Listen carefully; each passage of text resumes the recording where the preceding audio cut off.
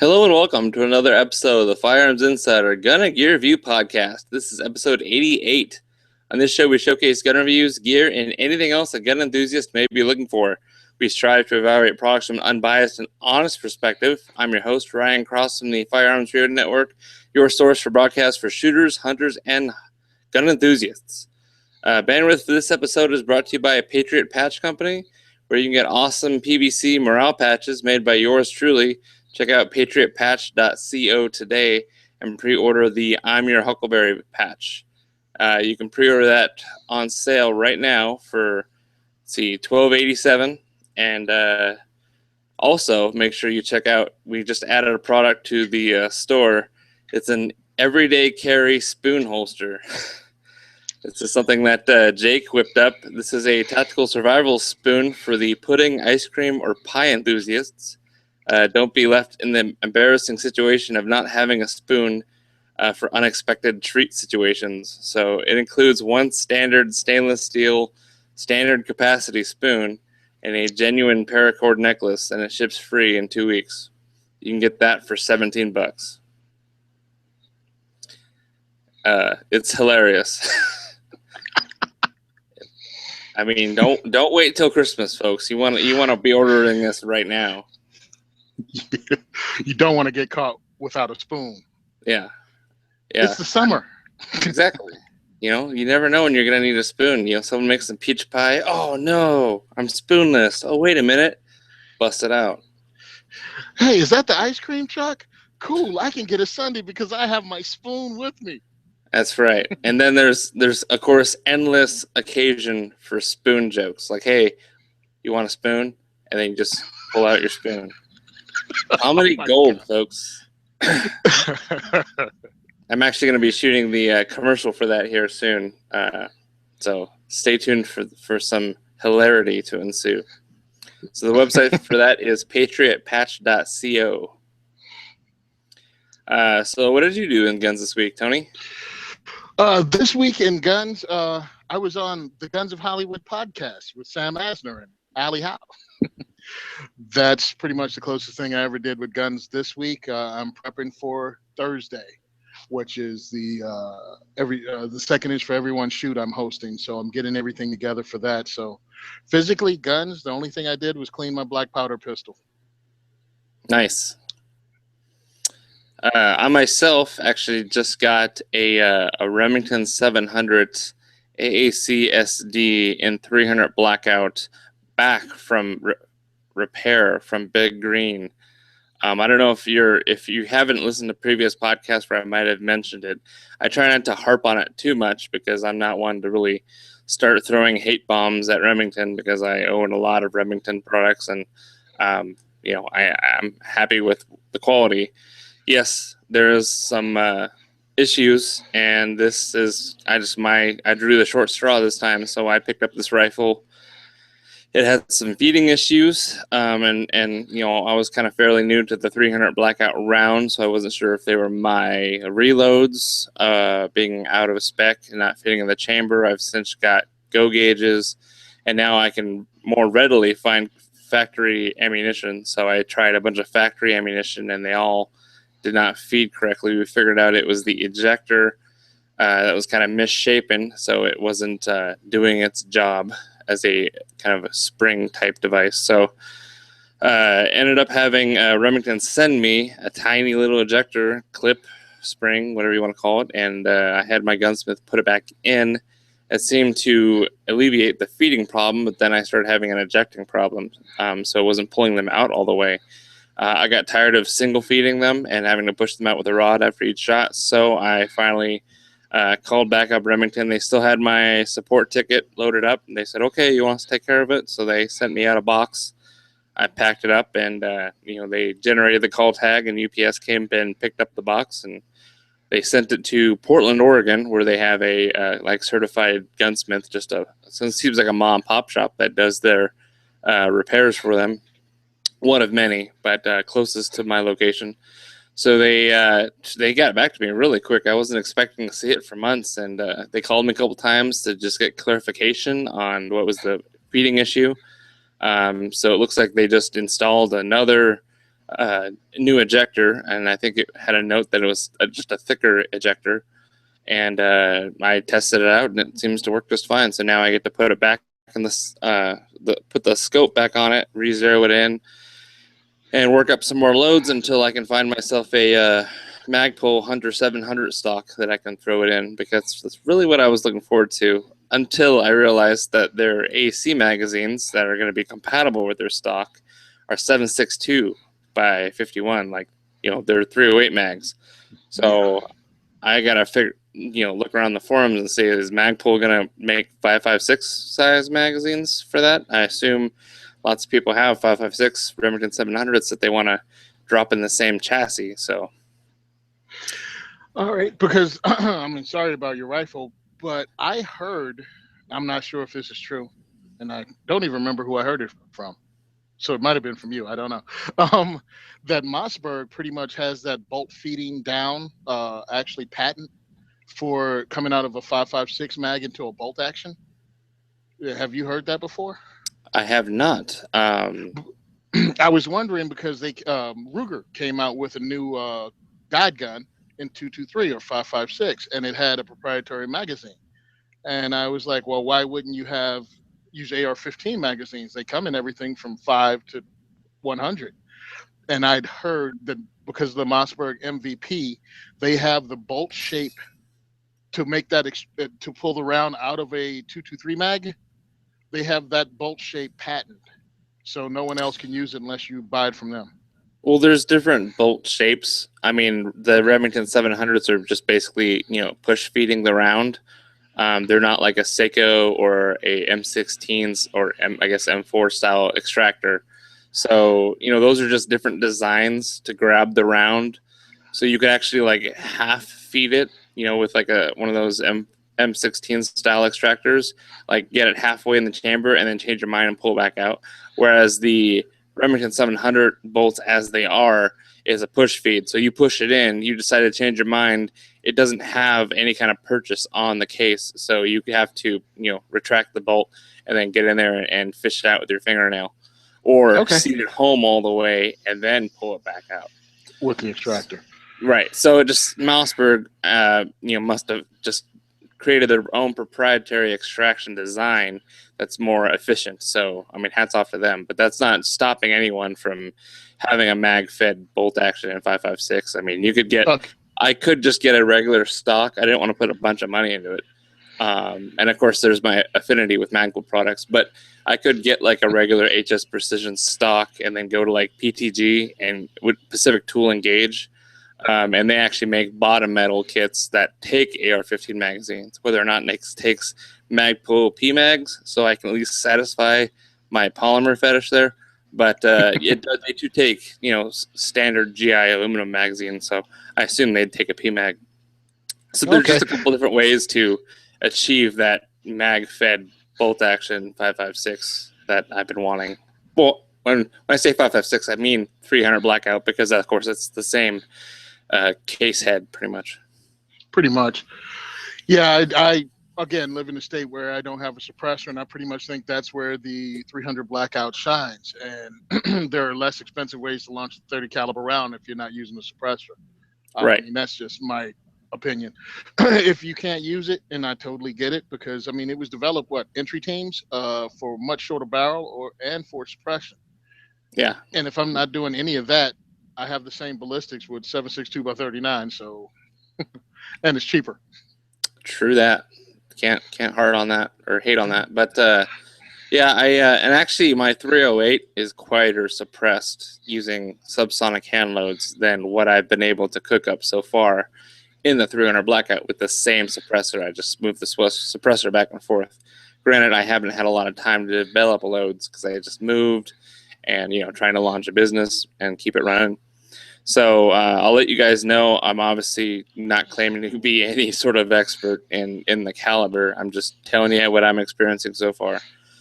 So hopefully I can start playing around with that 700 in blackout a little bit more, because I love 700s. I mean, they have their faults, but once you fix the faults, forget trigger recalls, just get a Timney trigger, and it's an amazing trigger and a good rifle action. So why not? spend a little extra money to get something that all the like top, precision rifle shooters are using. I mean, that's one route to go. That's enough about that topic. So let's get right into the new product spotlight. This one's actually really cool. Ruger has just released a Red Hawk that's convertible between 45 ACP and 45 Colt. So if you don't know, the Red Hawk is one of their hottest selling and more renowned revolver models. They've got the Super Red Hawk, they've got the Super Red Hawk Alaskan. Well, the Red Hawk is the classic design. It doesn't have like, a bigger barrel lug, profile. So it's not really meant to handle like the hottest 44 loads you could do. But we're talking about this model is in 45 Colt as well as 45 ACP. And how they achieved that is that they actually milled out some extra metal from the cylinder so that you could use 45 ACP rounds using a moon clip. So that's actually going to be pretty popular, I imagine, with quite a lot of guys that want to compete with 45 Colts, if you're doing some kind of cowboy shooting, or hunt, and have that as a sidearm, but also, have the cheaper option of good old 45 ACP. Yeah, and you can hot load those 45 ACP rounds up to anything you want because you don't have to have them feeding the magazine anymore. So they have the extra length. You can have a longer overall length. It's pretty cool, though. I wonder what the pressure is on these things, what they can handle. How hot can you load that 45 Colt? I'm not familiar with the cartridge, but I know you could definitely get some tout loads in there. Because I know the 454 Casull is pretty much an extended 45 Colt case. So, I mean, guys, they get something like this, they're going to load it hot, especially if it's a revolver. But yeah, it has some weight on it. I like it. I mean, in theory, but I like every gun. I like to shoot anything. Anything that goes bang, I want to shoot it. And this looks really cool. I shot one of these before when I first got into handguns after I got out of the military. I shot a Red Hawk or Super Red Hawk. Can't remember which one it was, but it was a lot of fun. It's a lot of gun now. A whole lot of gun. If it made you, instead of like, oh, this is a revolver, you're like, wow, this is a hand cannon, it was probably a Super Red Hawk, because it looks more like a cannon because of the barrel coming out of the thing. I mean, I always wanted a Red Hawk, but like the time that I wanted them, they were actually out of production, and they were doing the Super Red Hawks. So I was like, I just want something that's Ruger that shoots 44 mag. I'll take a Super Red Hawk. So I went that route, and then they re-released the Red Hawk. So I was like, man, I wish I had waited.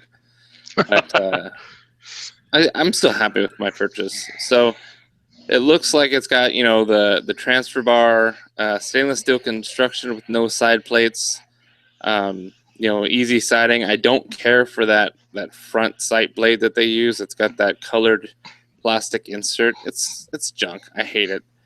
The nice thing is that it is pinned in there, so you can replace it if you want to with something a little bit more precise, like a gold front bead, and then get one of those V-notch rear sights. Now you're talking driving tax. Yeah, I really like Ruger. I like Ruger as a brand because you're rarely disappointed in the stuff they put out. But as I've gotten older, I'm finding picking up that front sight is more of a pain. But I love making little groups. So pretty much I want something as precise as possible, but high vis. Yeah. And you're saying this is a thick front sight? Yeah, it's a thick blade. I mean, it's got to be like maybe an eighth of an inch or a little bit smaller in width, and it's got a bright orange plastic like chunk piece that's kind of inside of it. I just don't care for it. I mean, I've got two Rugers that have that on there, and I'm not a big fan. But look, I'm seeing some different pictures though. So I'm seeing one picture of the 45 Auto 45 Colt model that looks like it's just dovetailed in there. So that'd be easy to drift out and just get another dovetail sight. And then I'm seeing other pictures where it's actually pinned in there. So there's a little bit of discrepancy with the kind of Red Hawk that you get, how is the front sight attached. I know my Super Red Hawk uses neither. It uses a very large, machine block that just has two machine screws that go like vertically into the barrel that's tapped.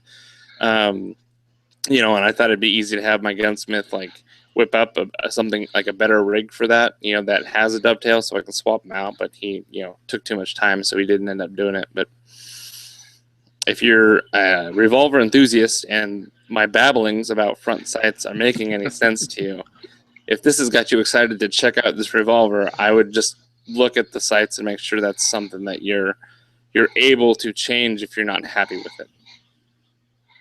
Yeah, especially with the MSRP that this thing is selling at, you want to have all of your questions answered beforehand. Yes. So the MSRP is $1,029. So you do want to make sure it's exactly what you want. Something else that's a little bit different on here is the grip has been kind of changed, the grip angle a little bit. It's kind of a little bit more curvy, like it kind of curves back in a little bit more than what you might be used to on Red Hawks. And I believe they did that to somewhat, move your hand or your support fingers a little bit out of the way, so it's easier to to close it on moon clips, or there was some kind of ergonomic reason why they adjusted the grip the way they did because of the this grip convertible model. Yeah, it looks really like what is it called? The Beasley grip? Is that it from like the older revolver looking kind of like a Remington what is it, that Russian the Remington 44 Russian? I don't know. It's a break top revolver, and it looks a little bit like that from the back. But I mean, they know what they're doing. It's Ruger. I mean, they know what they're doing when it comes to cartridge feeding. Pretty much, it's Ruger, Smith & Wesson. You know they're making good moves if they have something designed into a revolver. Right.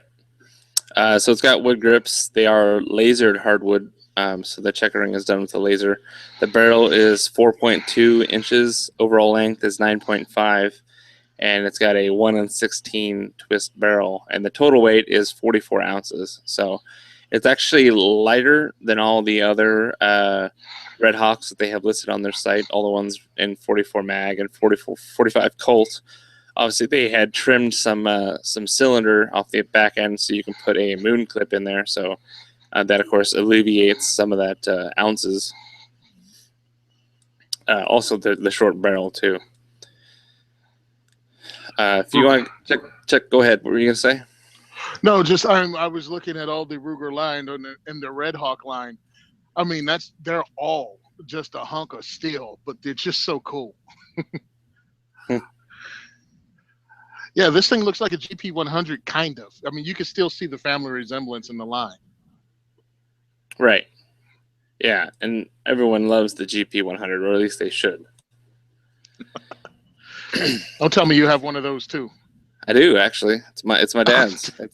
It's the grandfather to my Rugers, so I have to give it some respect. Awesome. Yeah. So if you're interested in that, check out Ruger.com and just look under products and Red Hawk and look for the 45 Auto, 45 Colt model. So next up, we have the Fab Defense Gotcha hat. And this seems familiar to me, and I'm not sure if we've talked about it on this show before. Because I know I've seen it circulating around once or twice. It might have appeared on like This Week in Guns or maybe Gun Guy Radio at some point. But basically, Fab Defense, which is also affiliated with Mako, who make all the AR-15 stuff, they've made a concealed self-defense device that's a little atypical than what you might see, and there's kind of some purpose behind the way it's designed. So it's a all polymer construction, kind of dual-bladed hand-to-hand combat sort of looking thing, but it's concave so that it goes on the inside of your baseball hat, and not just any baseball hat. You got to get the Fab Defense Gotcha hat. So it's a black hat, and it's got the only outstanding features is looks like 3 rivets on the brim which kind of hold the, I guess, holster that's underneath the brim. So basically, this device, which is all polymer construction, is lightweight. It's kind of hiding right up here. If you're ever in a situation where you can't have a gun with you on the premises, or you're living in a state that took away your guns, and you need to like defend yourself in that situation, you could like nonchalantly like raise your hands or whatever you want to do, and then like grab the weapon out of the brim of the hat, and then you've got it right there in your hand. So it's made out of polymer. So it's supposedly got a very high impact durability. It's not going to set off a metal detector.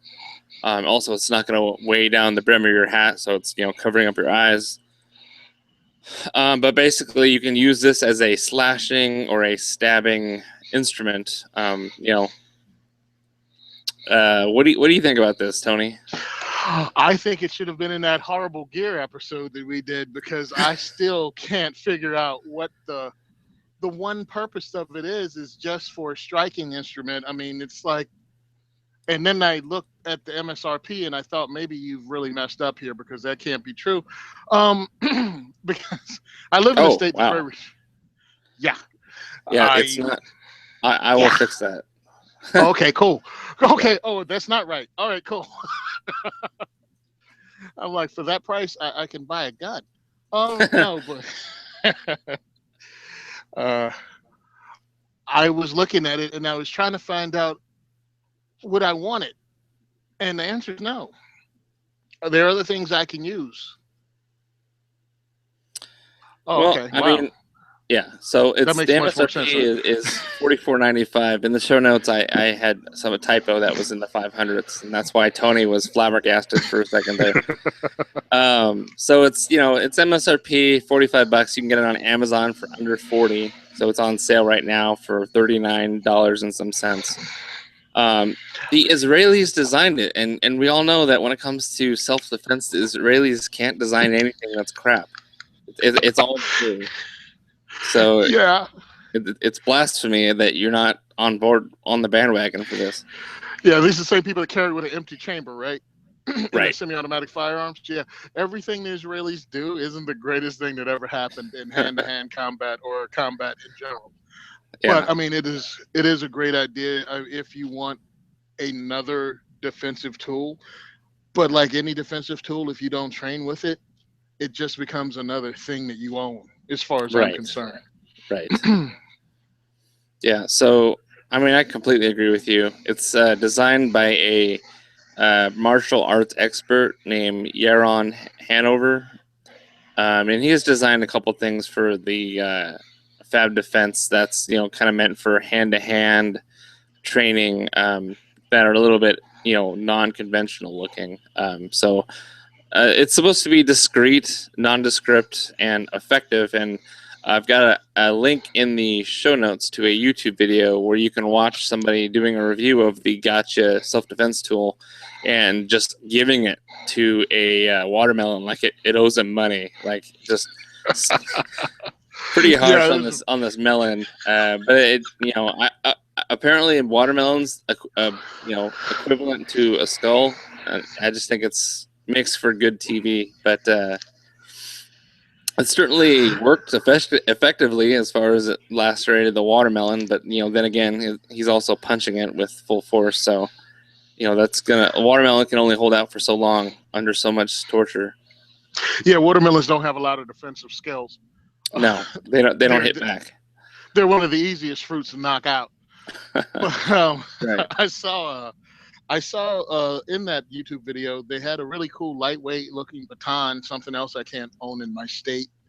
And the only thing I think of when you're using unconventional, even defensive weapons, is the legality of it again. And it has to do with where I live. When you live in a state like this, where prosecutors come at you because they want to be reelected or elected or want to have a political career based upon your life in jail, something like this might be dangerous. And maybe it's just me being a little too cautious, but people understand if you use a folding knife. I mean, whether they agree with it or not, they know what it is. But when you start carrying improvised special weapons designed by Israelis to beat up fruit, you may have a problem. But That's number right. one is when your fight, and then worry about the legal fight later. So if you Yeah, get something true. like this, practice with it. No matter what it is, nothing's magic. There's no talisman here. So whether it's this special hat with that you can really make a fruit salad really quickly with, or anything else, just practice with it. Oh yeah, hold on. Simon says train with whatever you use. Right. Well, I mean, it's kind of hiding in plain sight. Obviously, you can't have a holster underneath your hat, or hide a gun underneath your baseball hat. So, I mean, this does make use of, something that most people that are self-defense minded are wearing with them at all times. Um, but, like you said, it's if you're not training with it, and you're not like 100% like devoted to, yes, this is going to be my one tool to use if I am disarmed, or I am not currently armed at that moment. I mean, obviously, if you have a gun in your vehicle and it's a situation where it could be life and death against an armed threat, you should use this to fight your way to your vehicle. If you can like make a clear run to your vehicle to retrieve your weapon without having to pull out this plastic salad maker, then do it. Um, so the hats, I guess, are available in black, dark earth, olive drab, green, and digital camo, and they do have a Velcro or hook and loop panel, so you can put your Patriot Patch Company patches on the hat. It Product just placement, product placement, product product, placement. Very important. right? Well, I mean, it's just different strokes for different folks. I'm sure some people in areas where they don't feel comfortable having a gun are going to see this as a solution. You've got to be a pretty fit guy or gal to actually make use of this. You have to have some sort of physical training, whether it's boxing or just be really scrappy, like from the streets. So, I mean, if you're that kind of person, like, you should learn to use something a little bit more orthodox, and less, unorthodox. I mean, am I crazy for saying that?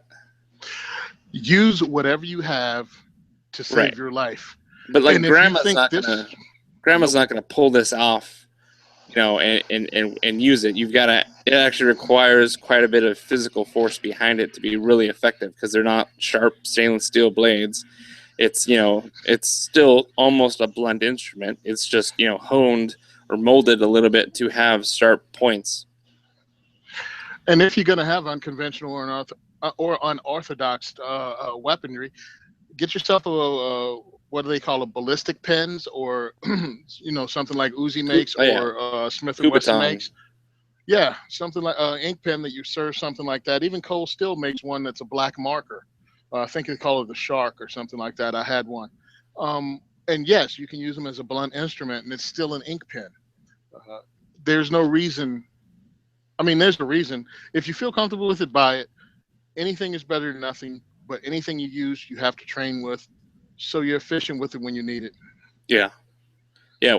We don't care if you win a fight with a smoked salmon, just as long as you're proficient and you've trained with that smoked salmon. Oh, okay. Oh, you mean train with? Because I can kick a smoked salmon's butt. I'm telling you right now. Yeah, I can too. I just need a fork or a spoon. A Product, spoon. yeah. Product placement. So check out Fab Defense's website. I got the link for that in the show notes. Sorry, it got a little ridiculous, but that is a product that I think it's 50-50 whether what your opinion's going to land on that. So the next one, now we're jumping to a bolt action rifle. This episode is, as you can tell, pretty diverse. And I'm not just talking about the voices that you're hearing in your head right now.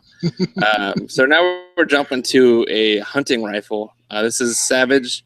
They're making a model 11 or 111 or 111 hunting rifle. They call it the Hog Hunter, and it's chambered in 338 Federal. What is 338 Federal, you may ask? I'm happy to tell you. It's a 308 cartridge that's been necked up to 338. Everyone knows that 338 is a bigger number than 308. So you've got a larger diameter projectile. So you're getting some of the energies at close ranges. I'm talking like within 500 yards as a 338 Lapua or 338 Whisper, or no, I'm sorry, 338 Edge. But you're not having a Magnum recoil and having to have a Magnum rifle. So not only is it lighter than a 338 Lapua, big old honking long range rifle, but it's more compact, and it's got close to the same terminal ballistics and tissue damage potential as the same caliber, but it's just in a nice, more hunting friendly package if you're walking around. Yeah, with a 40-inch overall length and a 20-inch barrel, I think, and I've read what, at least 3 reviews on this, and it just seems like a fun rifle to pack along with you for hog hunting, especially in the bush. Because my whole thing is, something like that. I was talking to a friend of mine about going hog hunting. He's going to bring his M44. I was going to bring my SKS, but something like this has a whole lot more punch. Yeah, man, I'll take SKS. I don't care. that is old school. I mean, that's something I expect, like my dad or my friend's dad tell me they used to do back in the day, where you can buy a crate of SKSs for $300. Yeah, $80 SKS. Go out hog hunting. What you talking about, man? It works. I was born in the wrong generation, I swear. But this thing right here, with a 338 Federal, will punch the snot out of a hog pretty much at any distance you're going to see one at. Yeah, I mean, not only hogs, too. If you're not in a state that's been honored with the presence of feral hogs, I mean, this would be a hell of a deer cartridge. I mean, make sure it's a big deer that you're not going to just turn into hamburger right off the bat. But I would even dare to say, if you're hunting in an area where it's a little bit more wooded, and so you're looking for a little bit more of a brush gun for elk, I mean, 338 on an elk would definitely do the trick. And I mean, if it's within 400 yards, and you can hit what you're aiming at, this will do the deed right here. You have any Savage rifles? I do. I have a Savage Model 10 in 22-250. All right, because I have a Savage Axis in 30-06. And Savage, really, for the money you spend, makes really good rifles. I mean, I wouldn't consider the one I have or this an heirloom piece, but it's a rifle that you can hand down because it's just solid and tough. But this one has the oversized bolt. It has the AccuTrigger. I mean, it really has some great features that you'd pay a lot extra for with any other rifle. Yeah, it does not have the Accu stock, and so I'm wondering if that's the increased bore diameter, whether they just decided not to make some Accu stocks with a channel big enough for that, or for the internal box size, it was just easier to use a different stock that's not their Accu stock. I think that you won't really see much of an accuracy difference. I'd be interested to see if there was, but yeah, I was reading one of the reviews, and they were talking about they were getting 7/8 inch groups with Hornady. I think he was using 308. I don't think he was using 338, but it's smaller than inch groups with everything they used. Yeah. So you can't really beat that. So, I mean, you can get this rifle in 223 or 308, but I wanted to specifically bring up 338 for its kind of uniqueness of the caliber, of its capabilities. Not only that, but the MSRP is only $578. What other rifle in 338 anything can you get for under $600 and have it not like blow up in your face, Elmer Fudd style? I actually went on looking for this and how much you'd actually spend right now. What's today's date? But in 2015 on Buds, and I think it was like 450, 460, something like that for 338 Federal. I mean, and it's already has sights on it, by the way. I don't know if you mentioned that already. I mean, it comes with sights and also set up for a scope and a scope mount. Yeah. But you can take it out of the box, take it to the range, and go hunting with irons. Yep. And it has a threaded barrel. If you have a 338 size suppressor, that would be a load of fun. Also, if you just wanted to put a custom muzzle brake on there if you find the recoil to be, tameable, or if you find the recoil needs to be tamed a little bit more, you could do that as well. So the stock color they call natural. It looks a little green to me on my screen, but that might just be my screen. It is synthetic though, so it's like, well, it's synthetic stock, but it's a natural color, so they must have it some kind of greenish brown hue, or they just call green natural. It's kind of odd. Yeah, it looks more like a light olive drab. Yeah. To me, if you even wanted to turn this into a scout rifle, that'd probably look pretty cool too.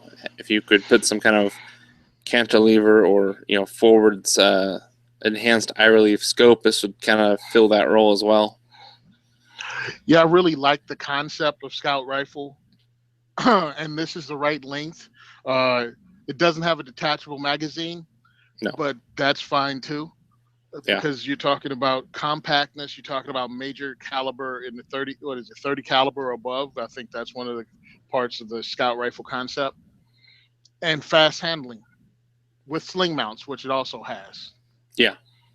Just some studs in that stock. But the biggest thing I like about this thing, as a hunter who is still young enough to tote those heavy 10-pound, 15-pound rifles into the woods and not complain because he wants to feel tough, but this rifle is only 7.25 pounds, and of course that's without a scope added. So you add a scope, you might be in the 9-pound range depending on what scope you put on there, but still that's pretty impressive for as far as the weight goes. That's not going to kill you, kind of hoofing that around all day. I mean, truthfully, at 9 pounds, it weighs less than some guys' AR-15s. Yeah. After they strap all the necessary gear on to make them operators, this is pretty good. I don't know. I like guns. I like to shoot, and any excuse to fire. But living where I am and not being a hunter, because in Jersey I don't need a firearm to hunt. I can just use my car to kill deer because, well, we have the Garden State Parkway, and that's where they congregate. But this just looks like something fun. That sounds like Fab Defense Gotcha Hat range for deer. Oh, pretty much. I actually had a deer run into me on an off ramp. I'm coming onto the major highway. I look out of the corner of my eye, and by my driver's side door, he comes deer, runs into my car, and of course, this is Jersey. It's my work truck. I'm like, great, my work truck is going to be damaged. I look back in the rear view. The deer stands up, gives me one of these off on goal looks, and runs back into the woods. I'm like, you just hit a work van at 50 miles an hour and shrugged it off. He probably didn't have insurance. That's why he ran. This is Jersey. You're right. He probably didn't have insurance. So yeah, jokes aside, if you want to check out savagearms.com is the website, and look up the 11/111 Hog Hunter. Yeah, it looks like a sweet little gun, and especially if that 338 Federal becomes more popular, and you can, if I can buy it at Walmart, I know that caliber has reached a level of market acceptance. Like I don't want to have to go to a specialty store to buy the ammo. That's why I kind of got rid of a 6.8 SBC. Then of course a year after I got rid of it, I started seeing the ammo show up a little bit more prevalently. But what are you gonna do? I don't know, but if you're gonna buy this and you're gonna have it in Jersey, range 14 at Fort Dix is where I shoot. So why don't you just drop by, let a brother know, and I'll help you blow through some of this 338 ammo. There you go. I've got one of those before.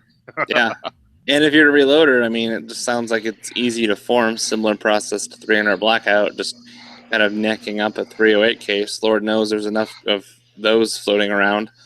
And then going and getting some 338 diameter bullets of your liking. So, wow, that might be a nice little hand loader's dream if they want to, shoot a caliber that you're not spending half the money on quality match brass, because that's all you can find. So next up, we got my review. It's going to be a pretty quick one. I'm actually reviewing a backpack. This is the backpack that I had kind of last minute bought before I went to SHOT Show this year, back in January. So I wanted a backpack, and of course, going to SHOT Show, it's got to be a tactical backpack. I can't just show up with a JanSport and be like, "Hey, what's up?" Like, no one's gonna. I guess no one's gonna care. But I wanted something that had a little bit more options to it. I've got some mole gear that I could expand on it. I wanted that option, and I also rule one of tactical, you got to look cool, and I just wanted to look cool. So I got this this backpack. And my personal rule number 2 is be cheap, because I was going to SHOT Show, so I had already bought plane tickets. I owed money for the condo, and already kind of hoarding every penny I could for the expensive meals and drinks there. So I wanted to find like a tactical backpack that was super on the cheap, and that wasn't going to be super garbage. So I ended up getting a Allen Company Recon tactical backpack. And the interesting thing about this pack is that it's a single sling, so it's only got one shoulder sling. So it's kind of a hybrid messenger bag backpack. So here it is. Of course, it's black. The things that it must have to be considered tactical, at least from a marketing standpoint. It's black, check. It's got mole strap webbing on it, check. It's got oversized zippers, check.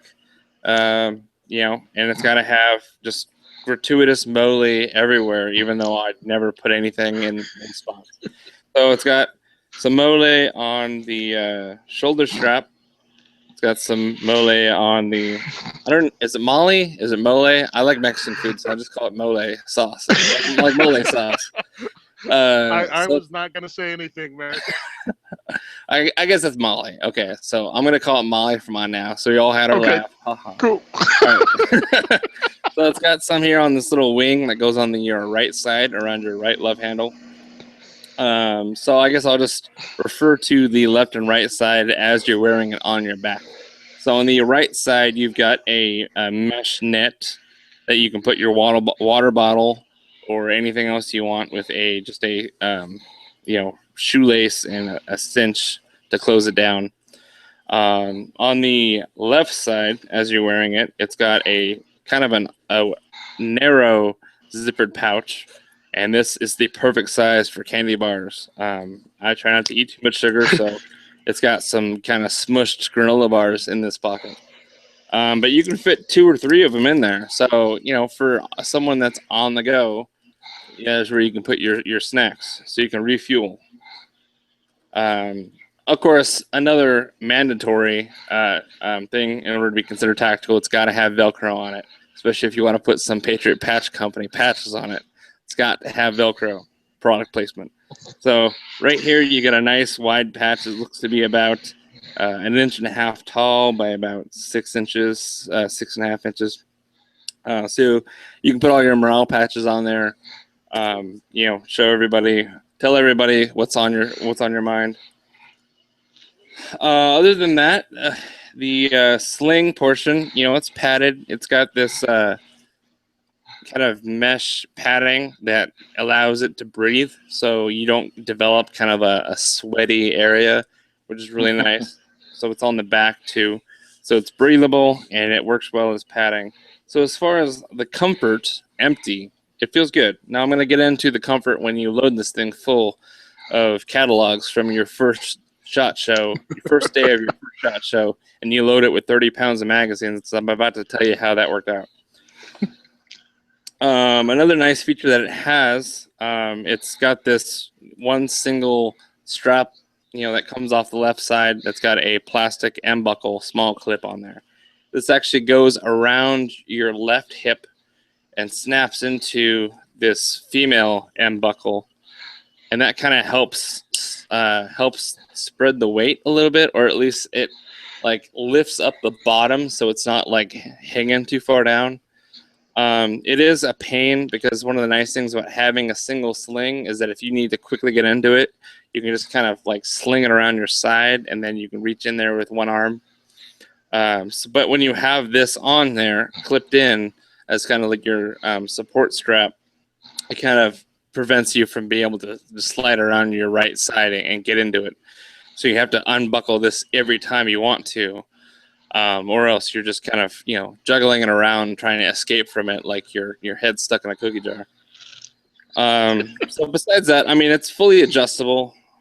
Both this side strap and, of course, the main strap has plenty of adjustment. I mean, here, adjusting it all the way out, I'm pretty sure that, I think, Tony, this would totally, you could rock this, no problem. Yeah, okay.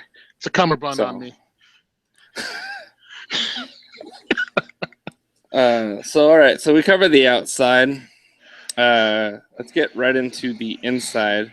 So the main compartment, it's got the overall dimensions of the whole thing, just to give you a rough idea, it's about 17.5 inches tall by 11 inches wide by 7.5 inches deep. And that's, I guess, when you fill it up or you fully, stretch it out deep wise, that's how much it is. So it is certainly, you can carry it on a plane. You might get some strange looks, but you can carry it on a plane just fine. That's what I did. And then you have the Molly on the left, right, and front side. So if you want to add a water bottle holder, or like I had a dump pouch strapped on there. So if I was getting a quick bite, I didn't finish my ham sandwich, I could just put it back in that dump pouch and then eat the rest later. I found that to be pretty useful. So anyway, let me open up this front pouch here. It's got a, I guess this would sleeve right here. You'd be like a hydration bladder retention partition. It's a lot of fancy words for just this is the spot where the hydration bladder would go.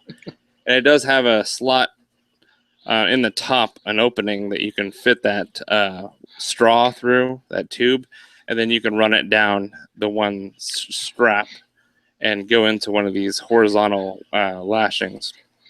So you could use it like a camelback. I didn't do that because I wanted to have lots of space. So this was a nice area for me to put flat things like Magpul catalogs, calendars, Silencer Co. posters. Okay, I'm getting a little bit too much fanboy, but basically this is a nice spot for you to put things that need to stay flat, like books, that sort of thing.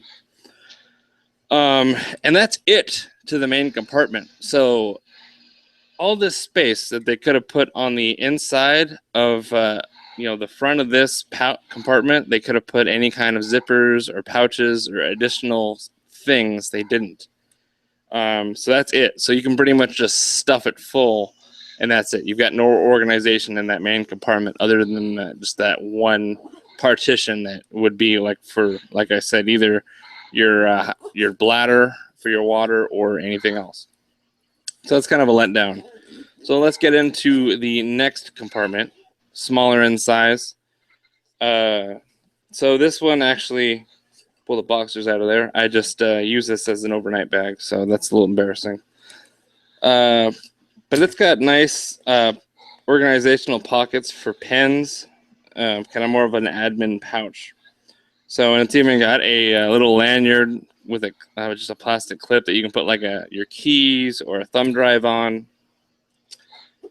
But it's just basically an admin pouch where you can stick smaller stuff in there, or sandwiches. So then the next one, junk food sandwiches are a big deal to you, Ryan. Hey, yeah, I make my own sandwiches and I eat granola bars, so nobody needs to worry about me. I'll be fine.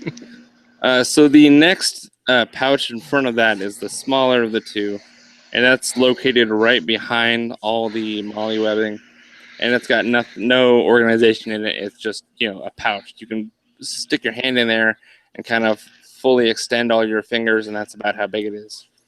So that's about it. There's nothing really special about it.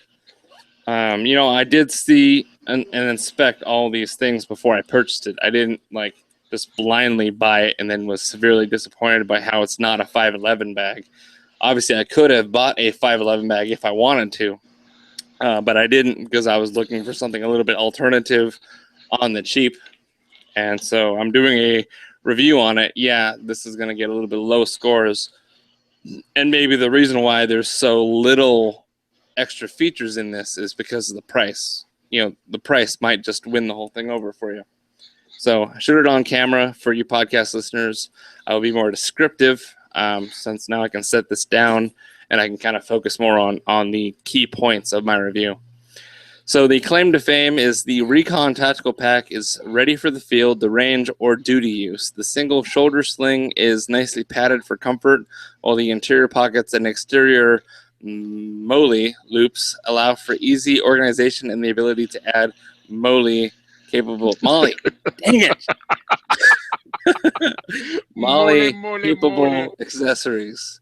Wow, there goes my career in the firearms industry on just 5 letters there. So the target market is, I would say, day trippers, casual hikers, and students. And that's kind of like realistically how I see people getting full use out of this and being content. I don't foresee, somebody who works security being happy with this backpack. So that eliminates duty use. Someone going to the range, this wouldn't be a very good range bag unless, you could put a pistol in one of those 2 front pockets, but it's kind of lacking for anything other than like loading it with binders and books and literature and maybe an extra light jacket or change of clothes.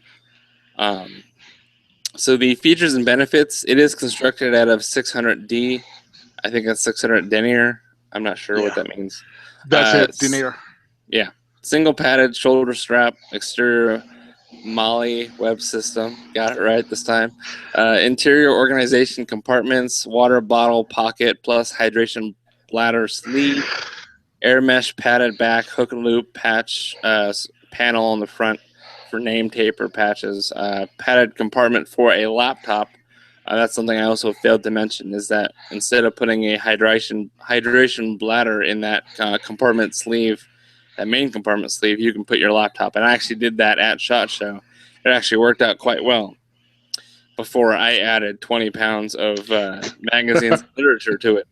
They just hand them out. And I'm a graphic designer. Like I want to take that stuff home and see in 2015 what was hot. What were these top companies printing and handing out? Anyway.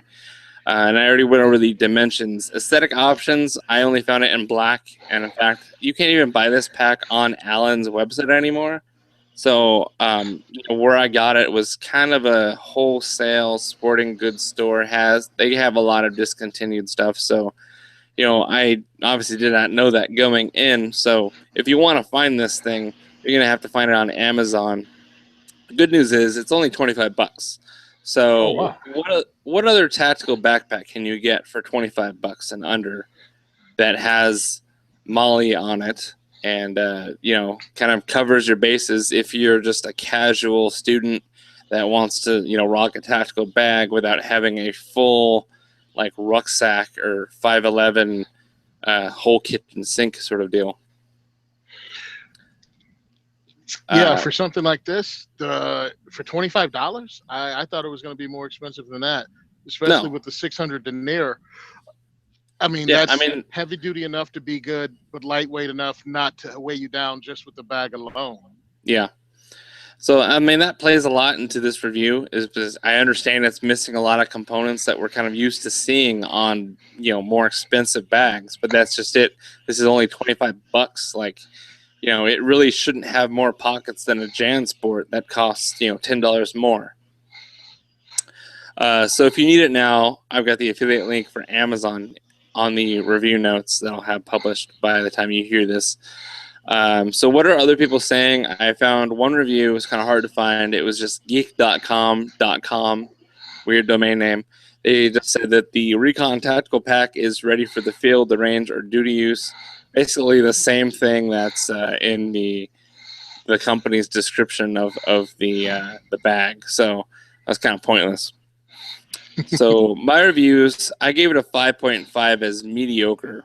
I think that for an extra $5, it would have been nice to have some sort of additional pouch on that main compartment. I'm content with the amount of storage that's in the the second smallest compartment, and the one in front of it's just fine. But that main compartment just seems so blank and empty. It doesn't really have, like, you just literally just shove your stuff in there. There's no way to really separate it out besides that sleeve. So the pros: minimal price and the minimal footprint. It is small. You can actually have this on your back, underneath a poncho or underneath a jacket, and you wouldn't look like the Hunchback of Notre Dame. Like, it's not a big pack, and it's expandable. It's actually, if you don't have all the different compartments crammed full of stuff, it's a pretty capable bag if you need it to be, but it's also pretty small. So it's kind of a nice little hybrid between those hipster small bags and like an actual useful backpack. The hydration bladder compartment and hole for the tube is nice to have if that's what you want it for. So you can sip your Four Loko on the go, or whatever you're drinking, the Kraken, if that's your thing. I love Kraken. The Molly webbing for expandable capacity, I wouldn't say put your mag pouches on there, but if you got like a water bottle or an admin pouch, or a dump pouch is great to put on there. The stitching holds up for light medium use. I took this to SHOT Show, and I actually used the thing hard. Like, I filled it with magazines the first day, and then I learned my lesson. I didn't do that the other days. But I had my camera equipment, my laptop, my light jacket. I basically just stuffed the thing, and so far nothing's really broke on it, which I'm actually kind of impressed. The only thing I expect to go first is always that netting for like the water bottle on the right side. That always wears out, or either one of the nettings get like kind of cut, so then the hole gets bigger and bigger over time as you're stuffing a water bottle in there without looking. But it's lasted so far, so good on it. The strap and back panel, the padding is comfortable, except just having a single shoulder strap when you're trying to carry a load that's over 15, 20 pounds, or over 10 pounds, honestly, you really feel it on your one shoulder. And the design of this bag, as it is a hybrid backpack / messenger bag, is you can't really move the sling to the other shoulder and it still work. So you really have to have it on your left shoulder only. So if you're carrying around a load of books all day, you're going to feel it on your left shoulder. You don't have the convenience of moving it to your right shoulder unless you wear it in front of you. So those are that leads me into the cons: the lack of internal pockets, the design limits of that left shoulder only, and it didn't even include a hydration bladder. Like, why make a backpack that you can put a hydration bladder in it if you're not going to include one? I mean, I don't care if it was made in China and I tossed it and replaced it with one that I feel is better. It didn't even come with one. So those are just kind of my gripes about it. Gave it a 5.5 as mediocre. And there you go. If I'm in the market for a backpack, a new backpack in the future, and I want it to look cool, of course, and be tactical and have more compartments, I'm just going to break open the checkbook and get like a 511 or, something that's a little bit more than what this model is. Allen has a lot of packs on their website that you can, purchase. It's not discontinued, and they do have more features. So I'm not saying that Allen is a terrible company making these cheap bags overseas. This specific model is lacking, and I think that's probably why they don't even offer it on their site anymore. So you can certainly get one of their more like 511-esque bags right now, and it would probably suit you a lot better. It felt more like a review, or felt more like a rant than a review, but I guess that's how negative reviews tend to go. Well, pretty much with a negative review, you have to explain why you're saying what you're saying, and that you're actually being fair and not attacking something. Yeah. Okay. But I really, $25 is not that expensive, but you're right. Another $10 and you can probably get something better. Yep. I should have. Yeah. And one big thing for me is I wanted the one strap, or in my mind at the time, I thought I justified having a single strap because I also had camera equipment that I had with me at the show that I could sling over in opposite ways, and it would kind of balance out the load that I was carrying. And being able to slide my camera, my video camera, and my regular still camera out from their respected pouches that I had slung over me. I didn't want to have to constantly take off a backpack because both straps were interfering with that. I kind of was, sort of making a rig that worked well on the move, because you don't get a lot of time at SHOT Show to stop and reshuffle your bags and get your camera out. When you're, at the front toward the booth and you have your shot, you kind of need to be able to take it and then, move for the next person. Well, yeah, I was thinking about that too, because if you were trying something new at the SHOT Show, that was like breaking something out at the biggest game of the year and seeing how it worked. But I know I want to hang with you if I ever meet you at a SHOT Show, because I know you got some Kraken, a ham sandwich, and some granola. So you are the dude to hang with. That's right. I got snacks. Yeah, you got snacks. I'm a fat guy. I'm gonna have snacks anyway. First time I used Molly gear. I'm sorry, Molly. I was playing airsoft, and I had it in my what do you call it? Pistol mag pouch. We roll up. We're gonna start the game. They were like, "Hey, how many magazines do you have for your pistol?" I'm like, "The one that's in it." "Oh, well, what's that?" "Snickers bar for when hunger's poking at you." And I had a Snickers bar in my mag carrier because I was serious about airsoft. You're not yourself when you're hungry. So, nice. Yeah. But so SHOT Show seems like a lot of fun. How quickly did you fill up that backpack with stuff? Well, the press room, of course, I got a media pass. You go into the press room and they've got these cubbies, kind of kindergarten style, and every major company, has a cubby that has all their promotional kit in there. And, there's some free stuff, flash drives and some other little doodads, and then, also the product catalog. So all the companies that people were like, "Oh, you're going to SHOT Show? Bring me back a catalog from Voodoo Tactical or, from Bravo Company." So, you were grabbing these things, and that it quickly adds up. And so the guys that I went with, it's not their first rodeo. So they were like, "Yep, all right, we'll see how you do tomorrow." So, of course, tomorrow they're like, "How many brochures do you have?" I was like, 0. I'm saving that for the last day, and I'm going to make sure that I have, a better bag for that. So anyway. Yeah, go ahead. Yeah, I just wanted to move on to the tech gadget or app segment. This is actually a pretty unique thermal sight from Bay Systems. It's called the Skeeter X. I did say Skeeter, Skeetir. And this is a micro thermal monocular. So it's as small as some of those micro red dots out there, like the Vortex Spark 2 or the Aimpoint. This is definitely that kind of footprint that you can then put in front of your optic and give it thermal capability.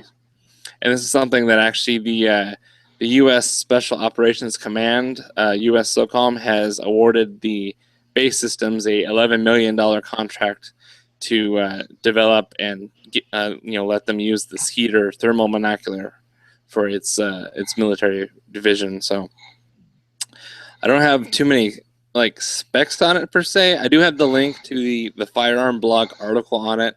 Of course, they've got the inside scoop on it. It's got an MSRP of $11,000 and $500, so almost $1,200 $12,000.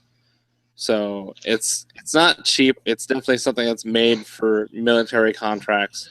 But it is interesting that it's so small and that it, basically you can give your Aimpoint Micro a thermal, capability. It's no bigger than like a magnifier, except you're putting it in front of your optic instead of behind. Yeah, I think it's pretty cool. Now, again, I got out of the Marine Corps in '93.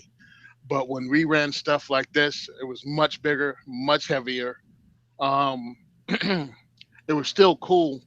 But it's funny when you talk to people about using high-speed gear like this. I think they're used to the movies and think they're going to be running around like with this thing in front of their face. Yeah. Once you take this off your face at night, you see nothing. It's dark. It's really going to throw you off when you move around and use something like IR or FLIR or any of that type equipment. And at $12,000, most people probably aren't going to have one of these. No, But and but that this segment's not necessarily for the guys that are looking for what gadget they can pick up at the gift island at well, Cabela's. the thing is though, as quickly as technology rolls, what do you think? 5 years, this will Yeah. be something you probably be able to pick up. Yeah, So I mean, it's just looking ahead of what's going to be out there because technology advances so quickly. This will be affordable quickly. right. I mean, micro red dots used to be up close in the thousands, and now you can get micro red dots, actually good ones for around $100 to $200. Yeah, I mean, you can get something tough that's already out there. What was that? Vortex Spark. That's a Oh, pretty good that's red cheap. dot. That's under $200, but Hmm. yeah, I mean, it doesn't have to be an Aimpoint Micro. No. There's comparable options that are pretty good. So the specs on this guy, the weight without batteries is only 9 ounces. The length is about 4 inches from the end of each eye cup. The width is only 2.4 inches, and the height is only 1.7 inches. It uses one CR123 lithium battery or a USB outlet. It powers up in 3 seconds, and it has a staggering battery life of only 2 hours at 60 hertz. So obviously battery life sucks on this thing, but this might be for guys that are breaching into a dark room. You're not going to take 2 hours to breach the dark room. You're not going to be patrolling at night with this thing, obviously, because the battery would die so fast. Let's see, all this other stuff is really technical, and even me telling you, it would just go right over. It goes over my head, but more importantly, it would go through one ear and out the other. So I'm not going to bore you on the details of it. You can go to the show notes and click on those links for more information. It does mount to M1319 mil-spec Picatinny rail, of course. It's got image storage capability, so it can store snapshots, so up to 100 snapshots, and it's just 8-bit uncompressed bitmap. I'm not sure those are really high-quality JPEGs, but it's interesting that it has some storage on there for those thermal shots. If you're looking at certain equipment and you want to get that for intel, I guess you could do that. Yeah, that's about as much as I can butcher this thing, but well, I think it's an awesome piece of kit. What was that guy's name? Bilzerian, the almost Navy SEAL guy who has way too much money and is all over Instagram. Oh yeah, I don't know what his name is, but I know who you're talking about. Yeah, with him, I mean, he can pick up a couple of these and have a really cool panty raid with great photos from said panty raid. Yeah. I think it's funny that it has a 2-hour battery life, and you can immerse it in 33 feet of water for 2 hours before something happens. So you can really do some really cool underwater photography and just see which takes longer, the battery life or it just to get ruined by water. Well, everyone knows that there's some amazing thermal imagery to be seen underwater. Hey, listen, this thing goes to the military. We figure out ways to break stuff. But what heat signatures are you picking up underwater? I don't know. Depends on where you are. A boat, like you're checking out the underside of a boat. So anyway, just if you don't have $12,000 for this right now, just give it 10 years, and you can pick it up from NC Star. And the sad thing is, you're probably right. That was so funny. I almost broke Tony's mic. Awesome. Wow. So yeah, that's all the products we got for this week. I said it was going to be short, however, we have passed an hour already. So good times. We don't have any listener feedback this week. I do want to talk to you guys about that FRN giveaway we're having. And if you're listening to this, you might have already missed your shot because the deadline for the giveaway is the 30th, which is actually next Tuesday. So this releases on a Friday. So that means that if you're hearing this at the end of June 2015 and it's not the 30th already, you need to get on this before it's too late. So we're giving away it's Car Arms Everyday Carry or Extraordinary Daily Carry giveaway. We're giving away a P9 pistol as well as some other swag from these sponsors of the giveaway: Alien Gear holsters, Key Bar, Hellbent holsters, Precision Ear, Easy to See targets, Cantor Brunner designs, Wazoo survival gear, and LA police gear. So to enter, you should be a patron of one of our 4 Patreon campaigns. Or if you don't want to give us your money, there's a nice form right on the webpage where you can fill out your name, email, phone number, and a testimonial on how the Firearms Radio Network or one of its podcasts has affected your life. Even I'm sure you could just say that, listening to Ryan's last podcast made me really crave some enchiladas mole at the Mexican restaurant. Like, I'm pretty sure that would pass as a testimonial and you'd be entered to win. I'm just saying. I can't do it, but maybe you can. See if you can get away with it for me. I'll try. So you enter the win. The end of the drawing is June 30th, and I assume that we're going to announce the winners on the Firearms Radio Network media outlets, social media, and the main Facebook page. So make sure you check that out. In closing, send questions or comments to podcast@firearmsinsider.tv or cross@firearmsradio.tv. Send hate mail to simonsays_train@yahoo.com. And subscribe to this podcast and leave us an iTunes review. Check out all the other shows on the Firearms Radio Network at firearmsradio.tv/iTunes. Be sure to visit the Firearms Insider for future reviews and industry coverage. Now, Tony, my favorite part. This is where you get to tell us about the awesome, credible, real-life stuff you're doing for our cause. Let her rip. Yeah, okay. Now, 25th of June. That's Thursday, coming up at 6:30 at Gun for Hire Range in Woodland Park, New Jersey. I am having something called the Second is for Everyone Diversity Shoot. What it is to get everyone involved in shooting. Come down, you want to shoot. We have a reduced range price. And my thing is to convince you to join a Second Amendment advocacy group.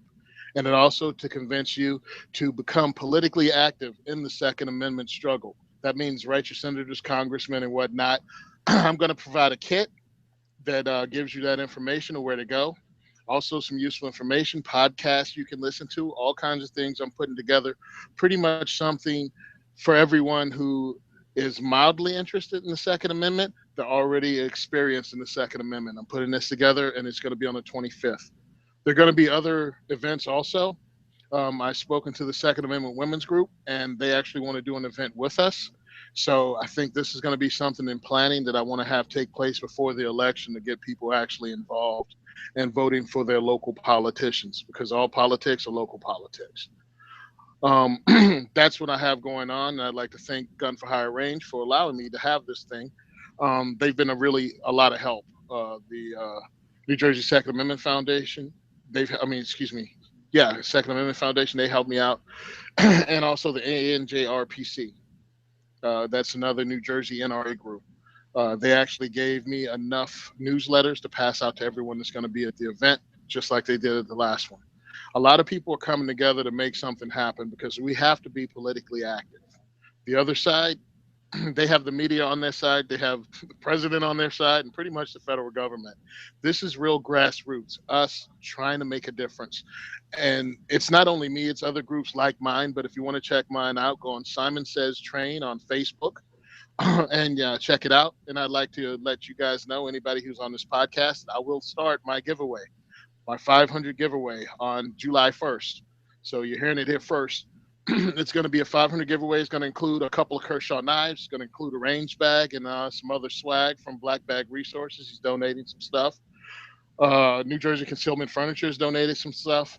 All that's going to be in my 500 giveaway for Simon Says Train's Facebook page. So come on, check it out, and join my page. And that's pretty much it. I'd like to thank Black Bag Resources and you guys for helping me out.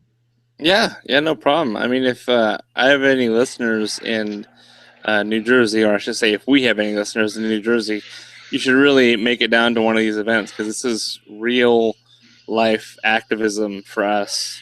I mean, for our industry. I mean, yeah, you're not holding a picketing sign, but the fact that you're going out and talking to Tony and talking to like-minded people, it's a big deal. I really encourage you to do that. You know, and it's a diversity shoot. So whatever you identify as, you know, a man, a woman, I don't care whether you're black or white, or you identify as a toaster oven, as long as you show up, and you know, I'm sure Tony would be happy to train you.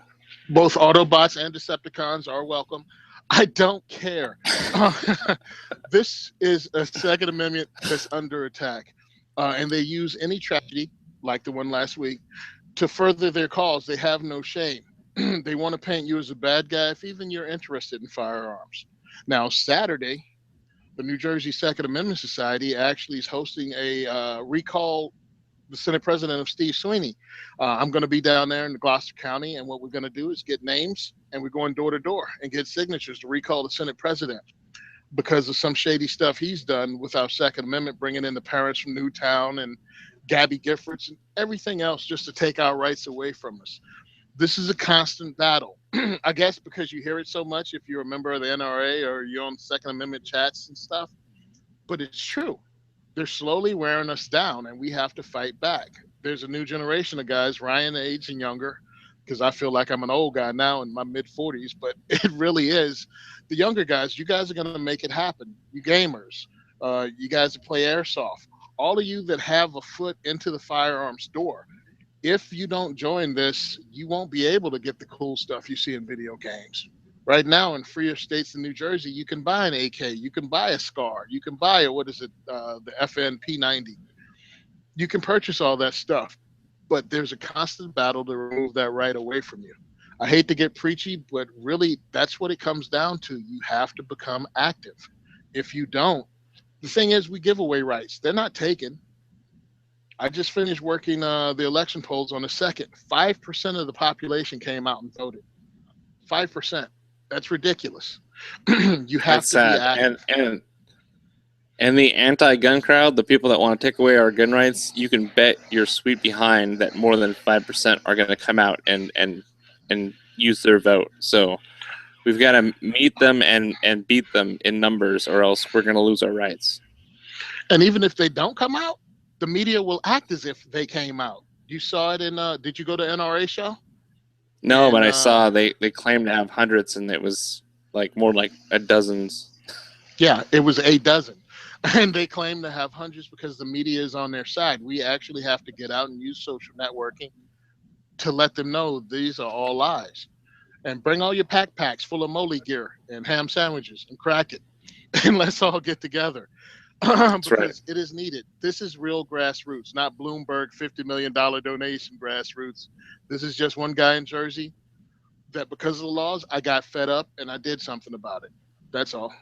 I'm not special. I'm just angry. Right on. Well, thanks for all that. Thanks for joining me on the show. I really appreciate it. You know, thanks to all the suckers who couldn't make it on the show. You know who you are, TJ, Chad, Sam. No, they've always got open invitations. It's okay. I'm the only one that's obligated to keep the ball rolling. But anyway, I hope you guys have a great week. Shoot safe, stay cool. If you do go outside, it's going to be a hot one this week. So I'll catch you guys on the next episode. Take care, bud. Bye, guys. Bye.